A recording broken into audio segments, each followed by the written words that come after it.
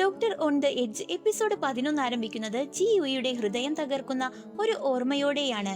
തന്റെ ഏറ്റവും അടുത്ത സുഹൃത്തായ സിയോനുവിന്റെ മരണത്തിന് താനാണ് കാരണമെന്നു കരുതി വർഷങ്ങളായി കുറ്റബോധത്തിൽ കഴിയുകയാണ് അവൻ. അന്ന് സിയോനുവിനെ കടലിലേക്ക് പോകാൻ പറഞ്ഞതും താനായിരുന്നുവെന്ന ഓർമ്മ വീണ്ടും അവനെ വേദനിപ്പിക്കുന്നു. അടുത്ത ദിവസം രാവിലെ ജിയുയി മരുന്ന് കഴിക്കുന്ന കാര്യം രഹസ്യമായി ഓഫീസിൽ അറിയിച്ചെന്ന വാർത്ത ഗ്രാമത്തിലാകെ പരക്കുന്നു. സംശയം ബ്യോങ് ചോളിലേക്കാണ് നീളുന്നത്. ഗ്രാമവാസികൾ എല്ലാവരും ചേർന്ന് അവനോട് സത്യം പറയാൻ ആവശ്യപ്പെടുന്നു. വാക്കേറ്റത്തിനിടെ ഉറക്കെ വിളിച്ചപ്പോൾ അവന്റെ താടിയെല്ല് സ്ഥാനത്ത് നിന്ന് മാറിപ്പോകുന്നു. ഉടൻ തന്നെ ചിയയോൺ അത് ശരിയാക്കി കൊടുക്കുന്നുണ്ട്. ഇതിനിടെ ഹ്വായോങ് ഹാരിയെ കണ്ടുമുട്ടി സത്യം തുറന്നു പറയുന്നു. ജിയോയുടെ മരുന്ന് സംബന്ധിച്ച വിവരം ഓഫീസിൽ അറിയിച്ചത് താനാണെന്നും പഴയ വേദനകളിൽ നിന്ന് രക്ഷപ്പെടാനാണ് ജിയോയി ദ്വീപ് വിട്ടുപോകാൻ ആഗ്രഹിക്കുന്നതെന്നും അവൾ പറയുന്നു. അത് കേട്ട് ഹാരിയുടെ മനസ്സ് തകർന്നു പോവുകയാണ്. മറ്റൊരു വശത്ത് നഴ്സ് ഓം രഹസ്യമായി ഒരു ഗൈനക്കോളജി ക്ലിനിക്കിൽ പോകുന്നു. അവിടെ അവൾ ഗർഭിണിയാണെന്ന് സ്ഥിരീകരിക്കുകയാണ്. പ്രഭാത അസ്വസ്ഥതയ്ക്കുള്ള മരുന്നും വാങ്ങി ആ വലിയ വാർത്ത ആരോടും പറയാതെ അവൾ മടങ്ങുകയാണ്. പിന്നീട് ഹാരി ചിയയോണുമായി സംസാരിക്കുമ്പോൾ ജിയോയുടെ മാനസിക വേദനയെക്കുറിച്ചും അവന്റെ ട്രാൻസ്ഫറിനെ കുറിച്ചും സംസാരിക്കുന്നു. അവരുടെ മുന്നിലുള്ള അതേ കടൽ ജിയോയ്ക്ക് വേദനയുടെ ഓർമ്മയായിരിക്കുമ്പോൾ ഹാരിക്ക് അത് പ്രതീക്ഷയും പുതിയ തുടക്കവുമാണ് എന്ന മനോഹരമായ ഉപമയും അവൾ പങ്കുവെക്കുന്നു. ക്രിസ്മസ് അടുത്തെത്തുമ്പോൾ ദ്വീപ് വിടാനുള്ള ഒരുക്കമായി ജിയോയി തന്റെ സാധനങ്ങൾ പാക്ക് ചെയ്യാൻ തുടങ്ങുന്നു. അതിനിടയിൽ ഹാരിയിൽ നിന്ന് പബ്ലിക് ഹെൽത്ത് സെന്ററിൽ ക്രിസ്മസ് അലങ്കാരങ്ങൾ ഒരുക്കാൻ സഹായിക്കണമെന്ന സന്ദേശം എത്തുകയാണ്. ഇരുവരും ചേർന്ന് അലങ്കാരങ്ങൾ ഒരുക്കുന്നതിനിടെ ജിയോയി തന്റെ മനസ്സിലെ വേദന തുറന്നു പറയുകയും അവൻ സന്തോഷത്തോടെ ജീവിക്കാൻ ദ്വീപ് വിടേണ്ടി വരുമെങ്കിൽ അതിനെ സ്വീകരിക്കാമെന്ന് ഹാരി കണ്ണീരോടെ തീരുമാനിക്കുകയും ചെയ്യുന്നു. അല്പസമയത്തിന് ശേഷം മിസ് വാങ് കാഴ്ച മങ്ങുന്ന പ്രശ്നവുമായി ഹെൽത്ത് സെന്ററിൽ എത്തുന്നു. ഉടൻ ആശുപത്രിയിൽ പോകണമെന്ന് ജിയുയും ഹാരിയും ആവശ്യപ്പെടുന്നുണ്ടെങ്കിലും ഇൻഷുറൻസ് ലഭിക്കുന്നതുവരെ കാത്തിരിക്കാമെന്നും ആ പണം അമേരിക്കയിൽ പഠിക്കുന്ന മകന്റെ പഠനത്തിനായി മാറ്റിവെക്കണമെന്നുമാണ് അവളുടെ തീരുമാനം. അവളുടെ ത്യാഗം ഇരുവരെയും ഏറെ സ്പർശിക്കുന്നു.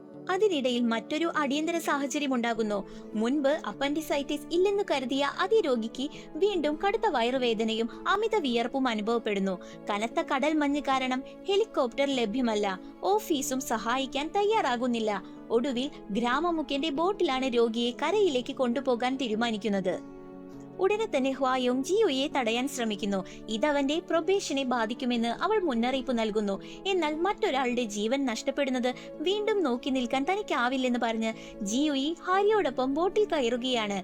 കരയിലെ ആശുപത്രിയിൽ എത്തിച്ച രോഗിയെ ഉടൻ ശസ്ത്രക്രിയയ്ക്ക് വിധേയനാക്കുകയും യഥാർത്ഥത്തിൽ അപ്പൻഡിസൈറ്റിസ് തന്നെയായിരുന്നുവെന്ന് ഡോക്ടർമാർ സ്ഥിരീകരിക്കുകയും ചെയ്യുന്നു. ഈ സംഭവം ജിയുയ്ക്ക് പുതിയ ധൈര്യം നൽകുന്നു. അവൻ നേരെ ഗവർണറുടെ ഓഫീസിലെത്തി അപകടകരമായ ഹെലിപാഡ് നിർമ്മാണത്തിലെ വീഴ്ചകൾ പുറത്തു കൊണ്ടുവരുമെന്ന് മുന്നറിയിപ്പ് നൽകുകയാണ്. തന്നെ ദ്വീപിൽ നിന്ന് മാറ്റരുതെന്നും മരിച്ച പൈലറ്റിന്റെ കുടുംബത്തോട് ഗവർണർ മാപ്പ് പറയണമെന്നും അവൻ ആവശ്യപ്പെടുന്നു. എത്ര ഭീഷണിപ്പെടുത്തിയാലും ഒരു ഡോക്ടർ എന്ന നിലയിൽ ജീവൻ രക്ഷിക്കുകയാണ് തന്റെ കടമയെന്ന് ജിയുയി ഉറച്ചു നിൽക്കുന്നു. ദ്വീപിലേക്ക് മടങ്ങിയെത്തിയ ശേഷം ജിയുയെ മാറ്റുന്നില്ലെന്ന വാർത്ത എല്ലാവരും ആഘോഷിക്കുന്നു. എല്ലാവരും ഒരുമിച്ച് വിരുന്നൊരുക്കുമ്പോൾ നഴ്സ് ഓമിന് ഛർദി തോന്നി പുറത്തേക്ക് പോവുകയാണ്. അവളുടെ ബാഗിൽ ഉണ്ടായിരുന്ന ഗർഭകാല മരുന്ന് കണ്ട ജൂ ചിയോൺ അവൾ ഗർഭിണിയാണെന്ന് മനസ്സിലാക്കുകയാണ്. പിന്നീട് ഇരുവരും സംസാരിക്കുമ്പോൾ കുഞ്ഞിനെ കുറിച്ച് ഇതുവരെ ഒരു തീരുമാനവും എടുത്തിട്ടില്ലെന്ന് നഴ്സ് ഓം തുറന്നു പറയുന്നു. തന്റെ സേവനകാലം കഴിഞ്ഞാൽ സിയോളിലേക്ക് മടങ്ങുമെന്ന് ജൂ ചിയോണും സമ്മതിക്കുന്നു. അങ്ങനെ ഇരുവരുടെയും ജീവിതപാതകൾ വ്യത്യസ്തമാണെന്ന് അവർ തിരിച്ചറിയുകയാണ്. അതേസമയം ജിയോയുടെ ധൈര്യത്തിൽ പ്രചോദനം ഉൾക്കൊണ്ട് മിസ് വാങ് ആശുപത്രിയിൽ പോകാൻ തീരുമാനിക്കുന്നു. ജിയോയും തന്റെ പഴയ മുറിവുകൾ നേരിടാൻ തയ്യാറാവുകയാണ്. ഹാരിയോടൊപ്പം സിയോനുവിന്റെ സ്മാരകത്തിലെത്തി ജിയോയി വർഷങ്ങളായി മനസ്സിൽ സൂക്ഷിച്ച കുറ്റബോധം കണ്ണീരോടെ തുറന്നു പറഞ്ഞ് സുഹൃത്തിനോട് മാപ്പ് ചോദിക്കുന്നു. ആ വേദനയുടെ നിമിഷത്തിൽ ഹാരി അവന്റെ കൂടെയുണ്ട്. അന്ന് വൈകുന്നേരം ഇരുവരും വീണ്ടും കടൽ തീരത്തിരുന്ന് ആദ്യമായി കണ്ടുമുട്ടിയ ദിവസത്തെക്കുറിച്ച് ഓർമ്മകൾ പങ്കിടുന്നു. ആദ്യമായി കണ്ടപ്പോൾ ഹാരി അല്പം പേടിപ്പിച്ചതായി ജിയുയി തമാശ പറയുമ്പോൾ ഇരുവരും ചിരിക്കുകയാണ്. ഓറഞ്ച് നിറത്തിൽ തിളങ്ങുന്ന സായാഹ്ന ആകാശത്തിന് കീഴിൽ ഇരുവരും മനോഹരമായ ഒരു ചുംബനം പങ്കിടുന്നു. എന്നാൽ ആ സന്തോഷം അധിക നേരം നീളുന്നില്ല. അടുത്ത ദിവസം ഒരു കറുത്ത വാനിൽ ഓഡിറ്റ് വിഭാഗത്തിലെ ഉദ്യോഗസ്ഥർ ഹെൽത്ത് സെന്ററിലെത്തുന്നു. ഒരു ഫാർമസ്യൂട്ടിക്കൽ കമ്പനിയിൽ നിന്ന് മരുന്നുകൾ വാങ്ങുന്നതിനായി കൈക്കൂലി സ്വീകരിച്ചെന്ന ഗുരുതര ആരോപണമുയർത്തി പബ്ലിക് ഹെൽത്ത് സെന്ററിനെതിരെ അന്വേഷണം പ്രഖ്യാപിക്കുന്നു. അന്വേഷണം പൂർത്തിയാകുന്നതുവരെ സെന്ററിന്റെ പ്രവർത്തനം താൽക്കാലികമായി നിർത്തിവെക്കപ്പെടുകയാണ്. എന്താണ് നടക്കുന്നതെന്ന് മനസ്സിലാക്കാൻ ശ്രമിക്കുന്ന ജിയുയെ ഗവർണർ ഫോണിൽ വിളിച്ച് പരിഹസിക്കുന്നു. മുൻപ് തന്നെ വെല്ലുവിളിച്ചതിനുള്ള പ്രതികാരമാണ് ഇതെന്ന് തുറന്നു പറയുകയും ചെയ്യുന്നുണ്ട്. പബ്ലിക് ഹെൽത്ത് സെന്ററിന്റെ ഭാവി അനിശ്ചിതത്വത്തിലാക്കി വലിയൊരു ട്വിസ്റ്റോടെയാണ് എപ്പിസോഡ് 11 അവസാനിക്കുന്നത്.